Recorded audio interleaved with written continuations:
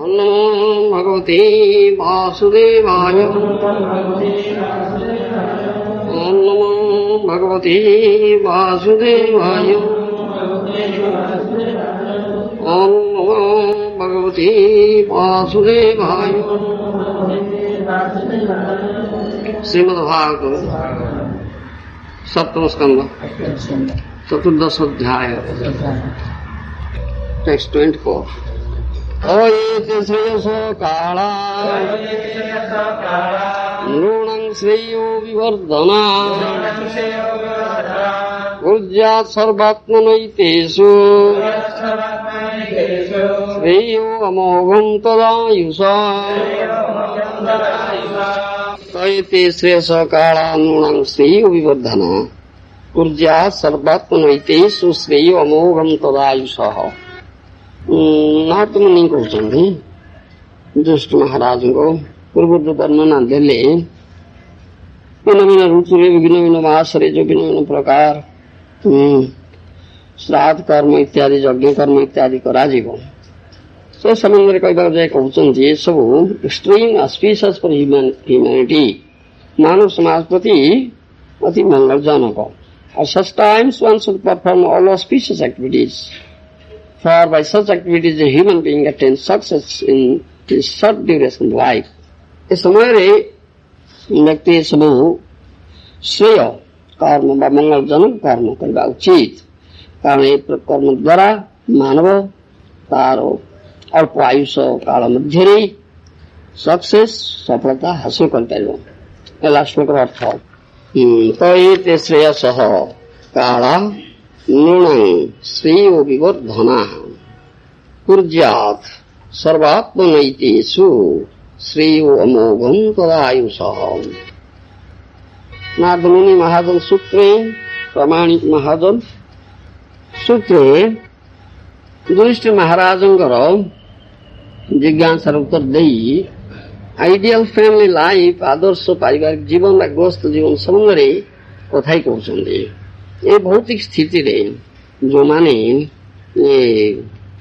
मानव शरीर लाभ करछंती सेमान पाई अंतत गृहस्थ जो माने सेमान पाई एक कथा विशेष कहछंती जो थरे सेमानकर से लाभ हो से सेति पाई पूर्व 4-5 श्लोक रे पूर्व अनेक कथा कहछंती। पूर्व 4-5 श्लोक रे भिन्न भिन्न ऋतु व भिन्न भिन्न समय व काल मासरे कौन कौन करणीय कौन कौन यज्ञ कर्म कौन कौन श्राद्ध आदि करणीय से विशद भाव कहले। ये सब मानव पक्षे करणीय जो माने ये भौतिक स्थिति रे रही विशेषकर गृहस्थ कंडीशन सोल्स बद्ध जीव से पक्षे ये सब जहाँ कह एक्सट्रीमली ऑस्पिशियस अत्यंत श्रेयस्कर पुण्य मानव कलिजुग विशेषकर अच्छी जो अल्पायुषा प्रायण अल्पायुषा कलावस्मिन जुगे जना कलिजुग अल्पायुष पाप प्रचुर से आयुष जदिव 100 वर्ष कलिजुग निर्धारित हेले सुधा खूब कम लोग 100 वर्ष बचुं पाप जो आयुष क्रमश क्षीणतर हो जाए सर्ट ड्यूरेशन ऑफ लाइफ अल्पायुष स्वल्प काल बचुं तेणु से पक्ष ये सब नारद मुनि जहाँ उपदेश देले से सब श्रेय कार्य पुण्य कार्य यज्ञ दानादि पिंड दानादि व श्राद्ध कार्य ये सब करणीय ता न मानव जीवन जो अंतिम लक्ष्य मानव जीवन उद्देश्य साधित हो पारिबना।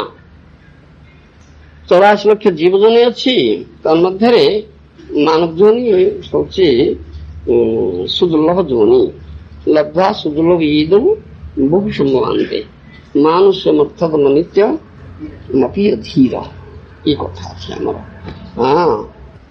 नाना जोनि लक्ष लक्ष जोनि प्रकृत पक्षे भ्रमण कला ସୁଦୁର୍ଲଭ ମାନବ ଜନି ମିଳୁଛି, ସୁଦୁର୍ଲଭ ମାନବ ଜନି ମିଳୁଛି। ମାନବ ଜନିକୁ ସୁଦୁର୍ଲଭ ଜନି କୁହାଯାଇଛି, ଅନ୍ୟ ଜନି ନୁହେଁ। କାହିଁକି ନା ଏ ମାନବ ଜନି ପ୍ରକୃତ ଶ୍ରେୟଲାଭ ପାଇଁ ଉଦ୍ଦିଷ୍ଟ। ଲବ୍ଧ୍ୱା ସୁଦୁର୍ଲଭ ଏବଂ ବହୁ ସମ୍ଭବାମି ମାନୁଷ୍ୟ ମର୍ଥକର୍ମ ନିତ୍ୟମପି ଯଦିବା ବହୁ ସମ୍ଭବାନ୍ତେ। ଲକ୍ଷ ଲକ୍ଷ ଜନିରେ ଭ୍ରମଣ କଲା ପରେ ଏ ସୁଦୁର୍ଲଭ ମାନବ ଜନି ମିଳୁଛି। ଯାହା ଏଠି କୁହାଯାଉଛି, when one comes into the human form of life through natural evolution, one must then take the responsibility for further progress. ସେଥିପାଇଁ ମାନବ ଜନି ଯେତେବେଳେ ମିଳିଛି ସେତେବେଳେ ବଡ଼ ଦାୟିତ୍ୱ ଅଛି। ଜୀବନଟା କିପରି ସଫଳ ହବ ସେଥିପାଇଁ ସୁଯୋଗ ମିଳିଛି। ଆଉ ଜୀବନଟାର ସଫଳତା କଣ ଜୀବନର ଉଦ୍ଦେଶ୍ୟ, ମାନବ ଜୀବନର ଉଦ୍ଦେଶ୍ୟ ତାହା ତ ଜାଣିବା ଉଚିତ। ଲବ୍ଧ୍ୱା ସୁଦୁର୍ଲଭ ଇଦଂ ବହୁ ସମ୍ଭବାନ୍ତେ ମାନୁଷ୍ୟ ମର୍ଥକ ମନିତ୍ୟ ମପି ଧୀର। ଏ ହେଉଛି ଅନିତ୍ୟ, ଆଜି ଅଛି କାଲି ନଷ୍ଟ ହବ, ଟେମ୍ପୋରାରୀ, ଅସ୍ଥାୟୀ, ଅଳ୍ପ ସ୍ୱଳ୍ପ କାଳ ପାଇଁ ମିଳିଛି। ନଷ୍ଟ ହେଇଗଲେ ମାନବ ଜନି ଯେ ପୁଣି ମାନବ ଜନି ମିଳିବ ତାହାର କିଛି ନିଶ୍ଚିତତା ନାହିଁ। ସେଥିପାଇଁ କୁହାଯାଉଛି ଅନିତ୍ୟ ହେଲେ ସୁଦ୍ଧା ଏ ଅର୍ଥଦ ଅର୍ଥାତ୍ ପରମାର୍ଥ ଲାଭ ହବ ଏଇ ଜନିରେ।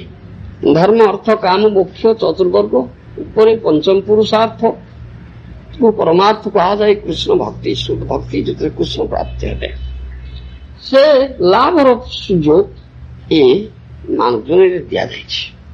ତେଣୁ ପ୍ରତ୍ୟେକ ମାନବ ଯେତେବେଳେ ମାନବ ଜନି ମିଳୁଛି ସେ କଥା ଭଲ ବୁଝିବା ଉଚିତ।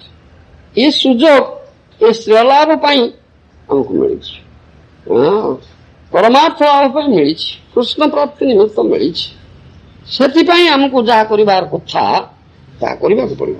କିପରି ଆମେ ଏଇ ଜନିରେ ଅନ୍ତତଃ ପ୍ରାପ୍ତ ହବା, ଏଇ ଜନ୍ମଟା ନଷ୍ଟ କରିବା ନା। ସେଥିପାଇଁ ନାରଦ ମୁନି ଏତେ କଥା କହୁଛନ୍ତି। ତ୍ୟକ୍ତା ପୂର୍ଣ୍ଣମ ଯତେଦନ ପତେଦନ ମୃତ୍ୟୁ ଯାବତ୍ ନିଶ୍ଚୟ ସାୟ ବିଷୟ ଫଳୁ ସର୍ବତ୍ର ସ୍ୟାତ୍। ଏ କଥା କହିଛି। ଏ ଯୋଉ ବିଶ୍ୱଭୋଗ ଇନ୍ଦ୍ରପ୍ରୀତି ସବୁ ଜନିରେ ମିଳୁଛି, ସର୍ବତ୍ର ମିଳୁଛି। ସ୍ୱର୍ଗେ ନରକ ଏ ବଚାଅ। ସ୍ୱର୍ଗକୁ ଯା, ନରକକୁ ଯା।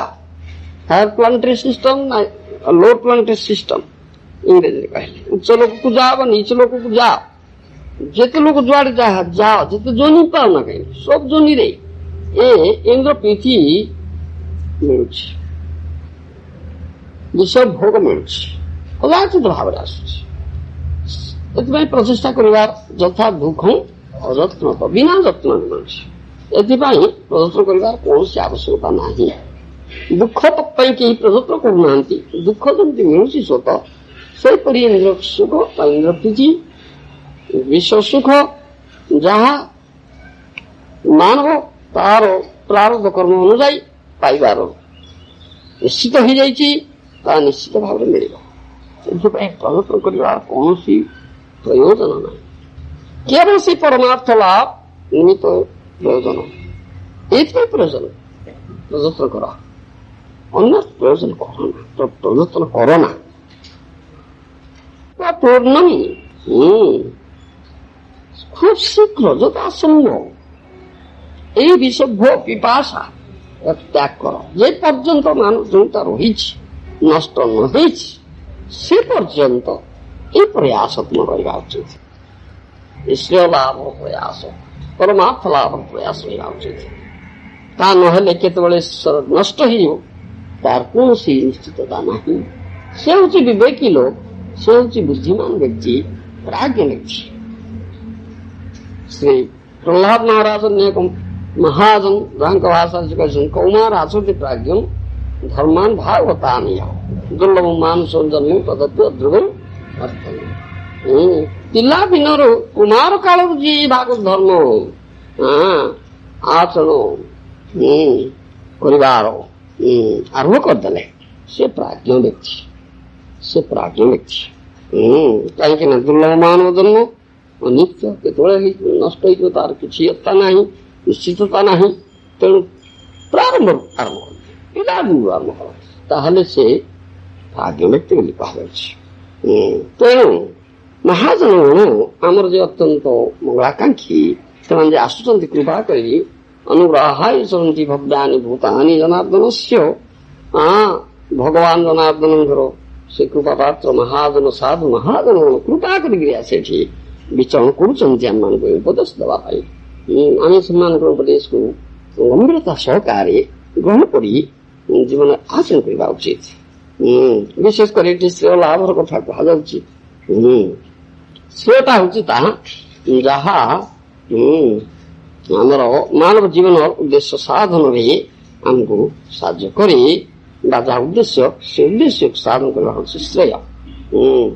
ଶ୍ରେୟ ଆଉ ପ୍ରେୟ ଯୋଡ଼େ ଜିନିଷ ଅଛି ଆମର। ଶ୍ରେୟ ଆଉ ପ୍ରେୟ ଏ ଦୁଇଟି ମଣିଷକୁ ଆଶ୍ରୟ କରିଛି।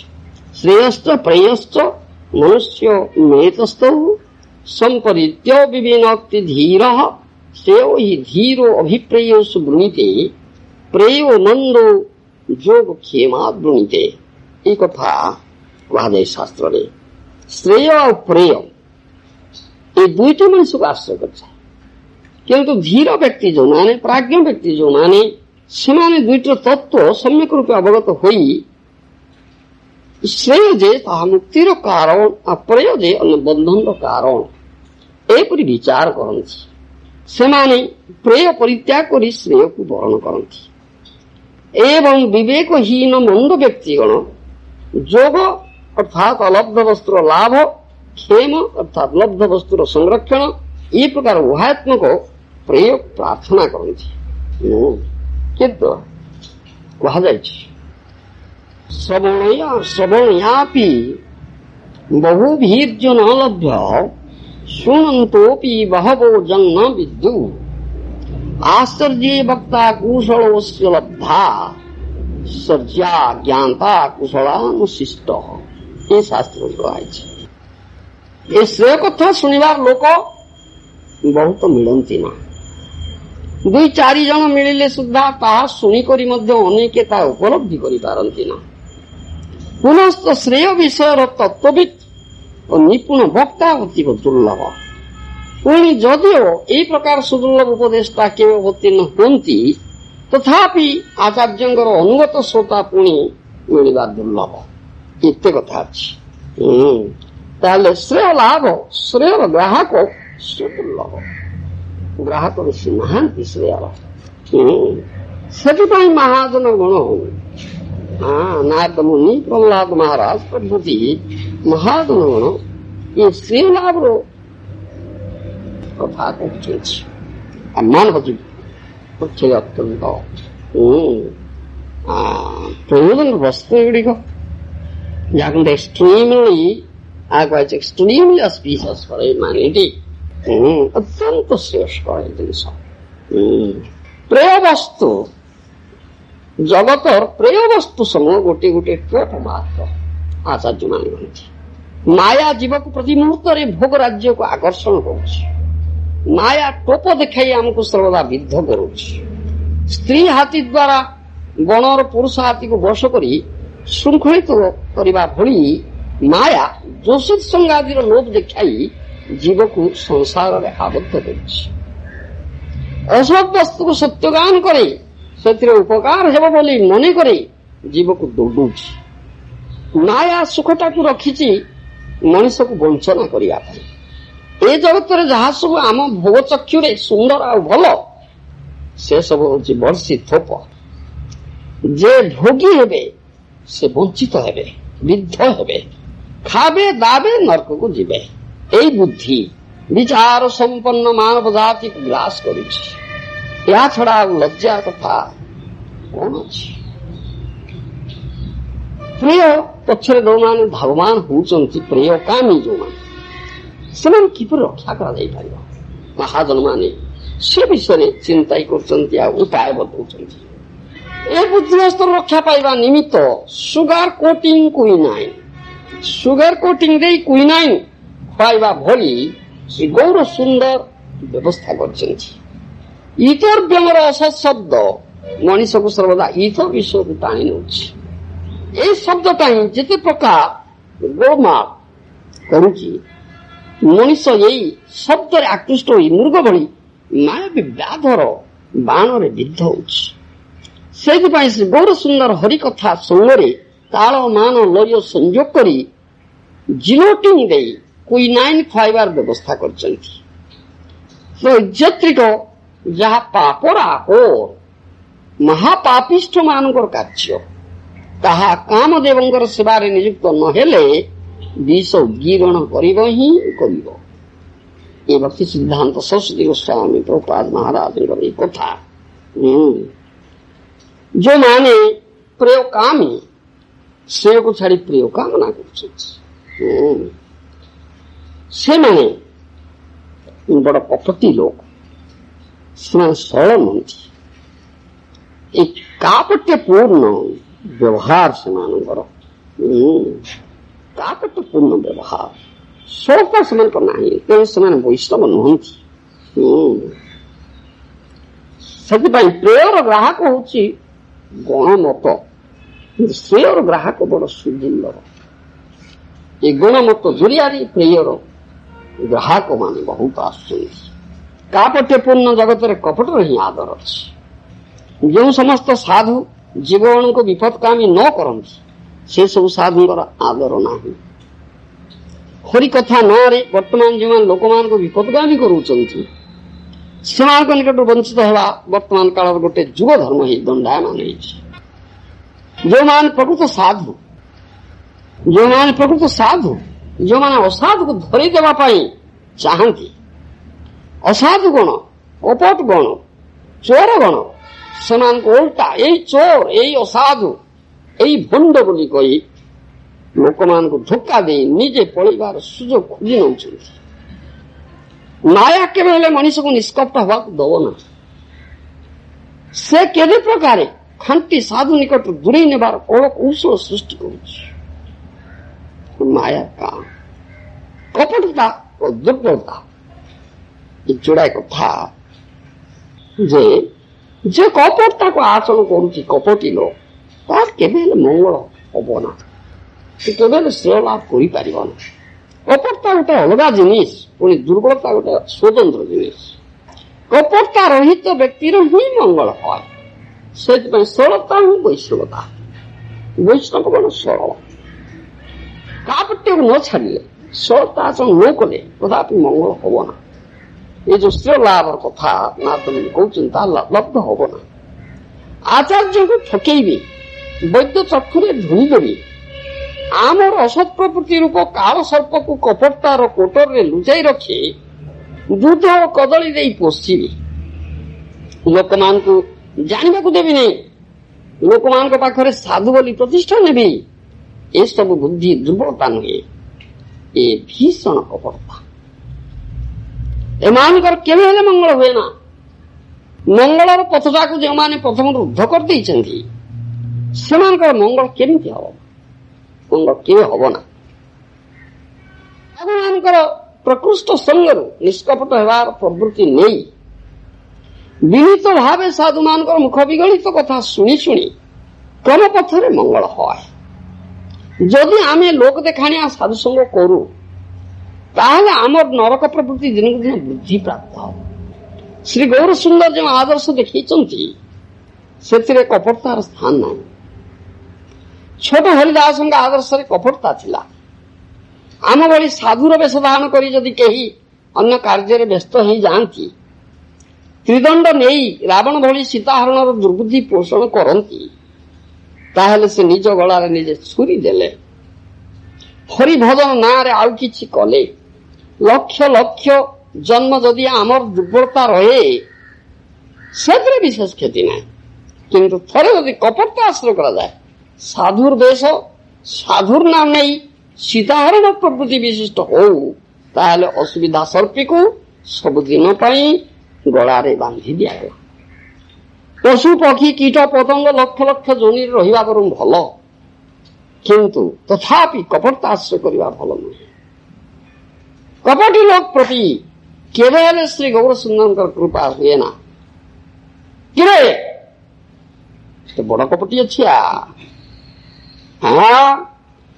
जेषां स एष भगवान् दयेदनन्तः सर्वात्मनाश्रित पदो यदि निर्गणीकम् ते दुस्तरामतीतरन्ती च देवमायां नैषां ममाहमीति धि श्रुगाळ स्वश्रुगाळ भक्ति। भागवत स्कंदरे कथा कहुछि भगवान अनंत देव जो मान प्रति कृपा करती सेमान जदि कपटता रहित होई काय मन वाक्य चरण रे शरणापन्न हुंती ताहले से दुस्तरा लौकिक माया उत्तीर्ण हो जाती। ए सब कुकुर श्रुगाल भक्ष देहरे मुंह मोर बोली शरणागत भक्त अभिमान न थाए। ସେଥିପାଇଁ ସରତା ହିଁ ବୈଷ୍ଣବ ଆନୁଗତ୍ୟମୟୀ ବ୍ରାହ୍ମଣତା। ଆପଣମାନେ ସମସ୍ତେ ଆଶୀର୍ବାଦ କରନ୍ତୁ ଯେପରି କପଟତା ରାକ୍ଷସୀ ମତେ ଆଶ୍ରୟ ନ କରେ। କାରଣ ମଙ୍ଗଳାକାଂକ୍ଷୀ ବୈଷ୍ଣବଗଣ କହିଛନ୍ତି ସରତାର ଅପର ନାମ ବୈଷ୍ଣବତା। ପରମହଂସ ବୈଷ୍ଣବଙ୍କର ଦାସଗଣ ହେଉଛନ୍ତି ସରଳ, ସେଥିଯୋଗୁଁ ସେମାନେ ସର୍ବୋତ୍କୃଷ୍ଟ ବ୍ରାହ୍ମଣ। ଆର୍ଜବ ବ୍ରାହ୍ମଣୀ ସାକ୍ଷାତ ଶୂଦ୍ରେ ଅନାର୍ଜବ ଲକ୍ଷଣ। ସେଥିପାଇଁ ସରଳ ହେଲେ ପ୍ରକୃତରେ ବୈଷ୍ଣବତା ପ୍ରାପ୍ତ ହବ ଲୋକ। ବୈଷ୍ଣବ ଚିତ ସଦ୍ଗୁଣ ଗୁଡ଼ିକ ସ୍ୱତଃ ପ୍ରକାଶିତ ହବ। ତା ନହେଲେ କପଟତାର ଆଶ୍ରୟ ନବ ଯଦି କପଟ ହେଇଯିବ ତାହେଲେ କଦାପି ବୈଷ୍ଣବ ହେଇପାରିବ ନାହିଁ। ଏ ହଉଛି ତେଣୁ ଶ୍ରେୟ ଲାଭ ପାଇଁ ଯେତେବେଳେ ଆମକୁ ଉପଦେଶ ମାନ ଦିଆଯାଉଛି ସରଳ ଚିତ୍ତରେ ଆମେ ଯଦି ଗ୍ରହଣ ନ କରିବା ସରଳ ନ ହବା ତା କଦାପି ଆମମାନଙ୍କର ବୋଧଗମ୍ୟ ହବ ନା ବା ଆମମାନେ ତାକୁ ଜୀବନରେ ଆସନ କରିପାରିବା ନା ଆଉ ଶ୍ରେୟ ଲାଭ କରିପାରିବା ନା। ଏଇଟା କଥାଟା କୁହାଉଛି। ଅନେକ ଆସୁଛନ୍ତି ଯିବା ସାଧୁସଙ୍ଗ କରିବା ସତ୍ସଙ୍ଗ କରିବା ଭଗବାନଙ୍କର କଥା ଶୁଣିବା ବା ଭାଗବତର କଥା ଶୁଣିବା ଏଥିରେ କିଏ ଆସୁଛନ୍ତି। କିନ୍ତୁ ସେମାନଙ୍କ ମଧ୍ୟରୁ କେତେ ଜଣ ସରଚିତ୍ତ ଅଛନ୍ତି ସେ ହଉଛି ଗୋଟେ ଆମର ବିଚାର। କେତେ ଜଣ ସରଚିତ୍ତ ଅଛନ୍ତି ଯେଉଁମାନେ ସରଚିତ୍ତ ସେମାନେ ପ୍ରକୃତ ଲାଭ ଉଠେଇବେ। ଆମେ ବହୁ ବାର କଥା କହୁ ସରଳତା କପଟତାର କଥା ଶାଶୁ ବୋହୂର ଗପ ଆମେ କହୁ କିପରି ଶାଶୁ ବୋହୂ ଦୁହେଁ ଗଲେ ଭାଗବତ ଶୁଣିବା ପାଇଁ ଅଥଚ ବୋହୂ ସରଳଚିତ୍ତ ହୋଇଥିବା ହେତୁ ସେ କିପରି ଲାଭ ଉଠେଇ ପାରିଲା। ଆନନ୍ଦ ବୋଲ ହରି ହରି ହରି କରିବେ କିନ୍ତୁ ଶାଶୁ କପଟି ହେଇଥିବା ହେତୁ ସେ ଲାଭ ଉଠେଇ ପାରିଲା ନା। ସେ ମଝି ନଈରେ ବୁଡି ଯାଉଛି। ସେଥିପାଇଁ କୁହାଯାଏ ଯେ ଏ କପଟତା ସିଦ୍ଧିର ପ୍ରତିବନ୍ଧକ। କପଟତା ହଉଛି ସିଦ୍ଧିର ପ୍ରତିବନ୍ଧକ। ଆଉ ସରଳତା ପ୍ରକୃତ ପକ୍ଷେ ତୁମକୁ ଶ୍ରେୟ ଲାଭ ପାଇଁ ଅନୁକୂଳ ପରିବେଶ ଆଣିବ। ତା ନହେଲେ କଦାପି ଶ୍ରେୟ ଲାଭ କରାଯାଇପାରିବ ନା। କପଟତା ହଉଛି ସିଦ୍ଧିର ପ୍ରତିବନ୍ଧକ। ଯେପରି ଖାଇବାକୁ ବସି କପଟତା କରି ଭଦ୍ରତା ନାମରେ ଅଳ୍ପ ଖାଇଲେ ପେଟ ପୁରିବ ନା।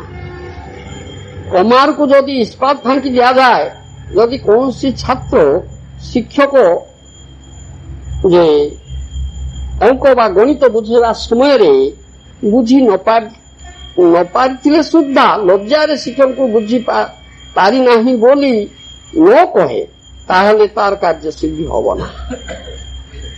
କିରେ ଛିଡ଼ା ଛିଡ଼ା ଛିଡ଼ା କିଏ ଶୋଉଛୁ କିଏ ତୁ ରାତିରେ ଶୋଇନଥିଲୁ କି? ଦୁର୍ବଳତା ନିଦ ମାରୁଛି। ସେହିପରି ଆମେ କପଟତା ଆଚରଣ କଲେ ଆମର କାର୍ଯ୍ୟସିଦ୍ଧି ହବ ନା।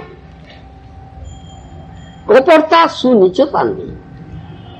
ବଙ୍ଗଳାରେ ଗୋଟେ କଥା ଅଛି, ନାଚତେ ବସେ ଘୋମଟା ଟାଣିଲେ ହବେ ନା।